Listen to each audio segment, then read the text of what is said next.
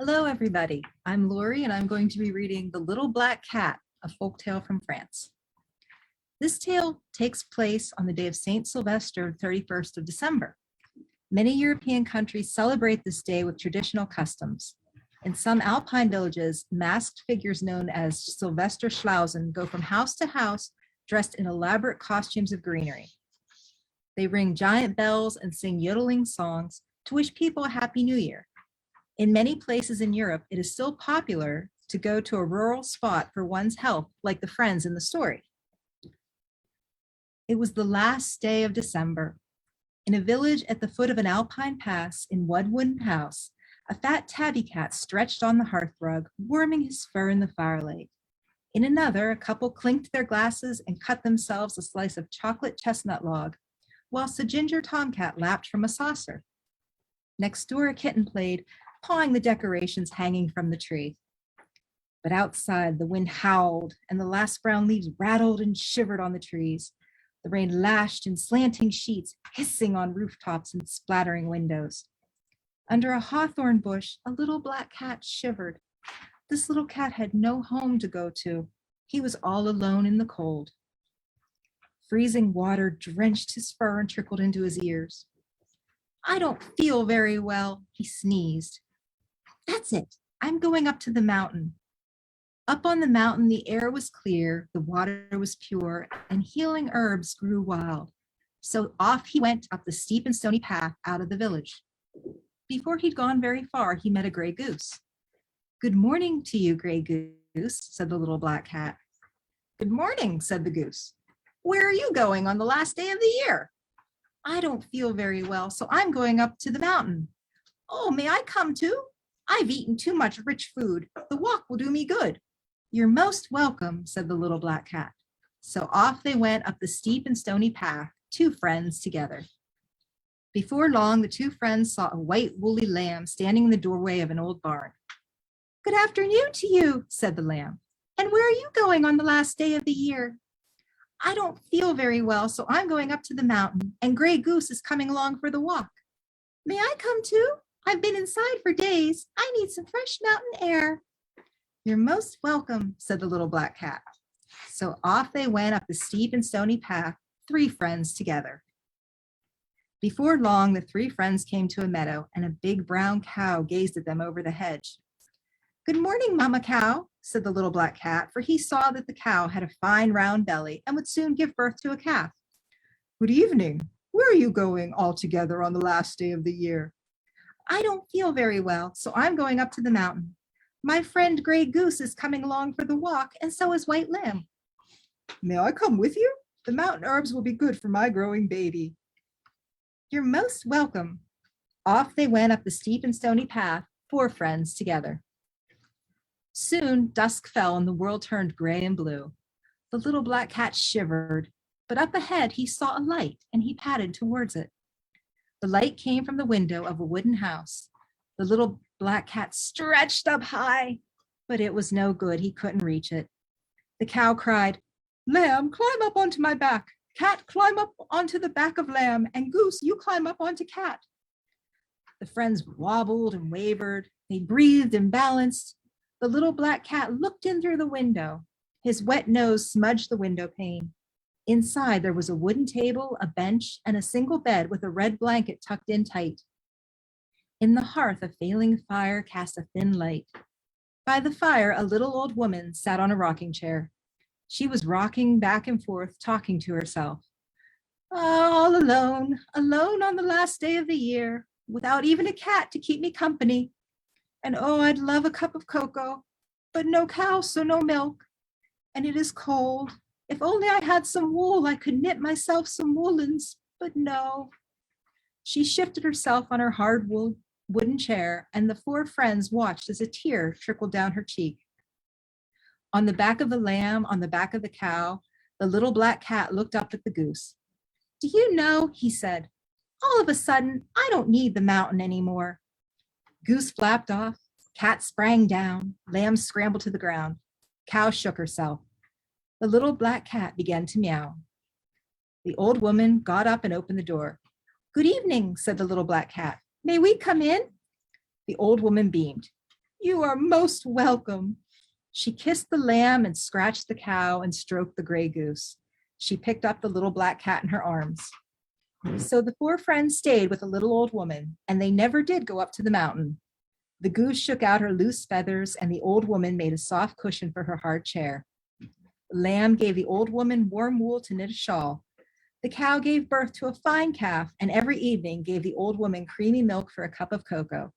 And by the fire, the little black cat sat on the old woman's lap and purred.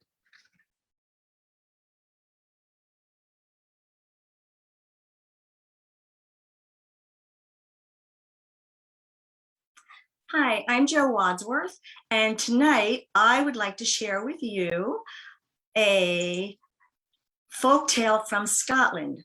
It's called Wee Robin Redbreast. In many countries, robins are a familiar presence in gardens all year round. In autumn, the robin's song has a subdued, wistful tone. But around Christmas time, his song becomes stronger as the robin seeks a mate. Robins are one of the few birds to sing through the winter. They are known for their curious natures, and if we are mindful in our movements, especially if we are digging in the soil where earthworms live, robins are unafraid of coming close to humans. These qualities, as well as their distinctive orange-red breasts, have made the robin a beloved feathered friend. Once there was a robin, a little round robin with a red breast. It was Christmas morning, and what a glorious morning it was. The dips and hollows were white with frost, and the grass glistened with dew. The beech and the bracken were warm brown in the morning sun, and the earth was breathing out mist. The robin was so full of joy that he couldn't help but sing. He perched on a branch of a briar and sang his cheerful song. And below the tangle of brambles, padding along on velvet paws, came a pearl gray cat. Meow, the cat stretched luxuriously. She arched her back so the robin could see her pretty markings. Little Robin, where are you going so early this morning? I'm away to the castle to sing for the king, said the robin.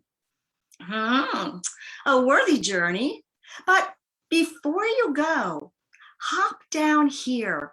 Upon my neck is a ring of beautiful white fur. Come closer and see for yourself. But the robin replied, No, Mistress Cat, for I've seen you worry a mouse, and I've no wish to be worried by you. And away he flew. The robin journeyed from branch to branch, over the gorse and over the heather, until he came to rest upon a bank of grass at the edge of a field. He hopped here and there, pecking in the earth beside the hedgerow. At the other end of the bank was a gled, a hawk, perching on a fence post, tilting its tail to balance in the wind. The hawk shuffled along the fence with its black talons, closer to the robin. The robin hopped further away, for there was a look in the hawk's eye that he did not quite like. The hawk looked over his hooked beak. He arranged his slate gray feathers so the robin could see the pattern of rich rust bars beneath his wings. Little Robin, where are you going so early this morning? Asked the hawk. I'm away to the castle to sing for the king, said the robin. I wish you luck on your journey, but before you go, hop over here and I will show you what a curious feather I have upon my wing. Come closer and see for yourself. But the robin replied, No, Mr. Hawk, for I've seen you pluck the feathers from a linnet, and I have no wish to have my feathers plucked by you. And away he flew, into a thorny thicket where the hawk could not reach. So the hawk took flight, soaring over the open countryside. When he was gone, the robin flew on. He went swooping over the open countryside. sweeping past the sheep until he came to rest upon a flat face of rock. The north wind ruffled his feathers and he plucked up his plumage. On the wind came a musky stench, rising from underneath the rock, and from out of a hole came a pointed nose, long quivering whiskers, and 2 pricked ears. Fox swung her splendid tail from side to side. Oh, little Robin, where are you going so early this morning? I'm away to the castle to sing for the king, said the robin. Ah, a noble quest. Before you go, hop down here. At the tip of my tail is a patch of white. Come closer and see for yourself. But the robin replied, oh, no, Mistress Fox, for I've seen you catch a wee lamb, and I have no wish to be caught by you. And away he flew. He flew and he flew from branch to branch, oak and ash and thorn, until he reached the gray stone castle of the king. There he perched upon the windowsill of the king's bedchamber. But in the ivy underneath the window ledge, someone was already singing. Someone round and brown with an upright tail. Little Jenny Wren. The robin greeted the wren politely with a nod and a bow. The little wren bobbed a curtsy. Together they sang a winter song. The king and the queen came to the window to listen, and the winter singing made their hearts rejoice. Still today, if you listen carefully, you can hear the midwinter music of Robin Redbreast and little Jenny Wren. The end. Thank you.